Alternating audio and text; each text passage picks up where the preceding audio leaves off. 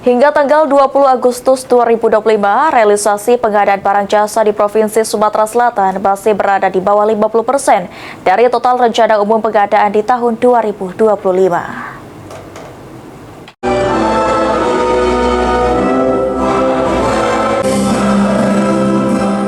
Realisasi pengadaan barang dan jasa Provinsi Sumatera Selatan pada tahun 2025 masih terbilang rendah.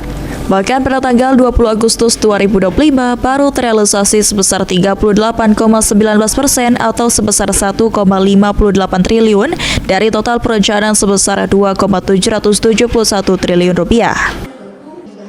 Deputi Bidang Pengembangan dan Pembinaan SDM LKPP Republik Indonesia Suharti mengatakan, meski baru terrealisasi di bawah 50%, masih ada waktu beberapa bulan untuk merealisasikan pengadaan barang dan jasa. Sesuai dengan total perencanaan yang telah disiapkan pada tahun 2025, berpedoman dengan Peraturan Presiden Nomor 46 Tahun 2025.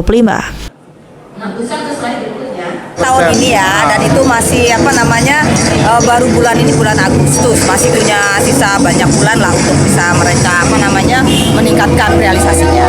Saya yakin lah timnya dengan Kepres yang baru tahun 46 ini harusnya sih bisa mempercepat. Banyak cara nih, narasumber juga hadir nih untuk memberikan cara-cara metode-metode inovasi sehingga bisa percepatan dalam realisasinya.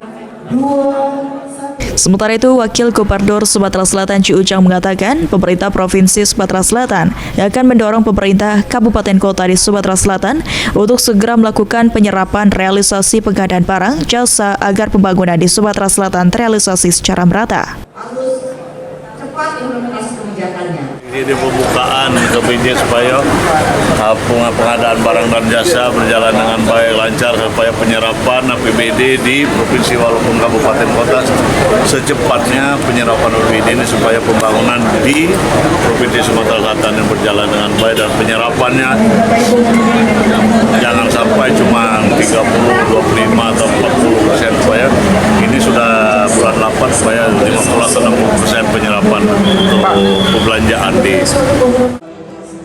Selain itu, Ci Ujang meminta agar setiap kabupaten kota untuk mengikuti sesuai aturan yang ada dalam melakukan realisasi pengadaan barang dan jasa agar terhindar dari tindak pidana korupsi. Eki Saputra, PAL TV.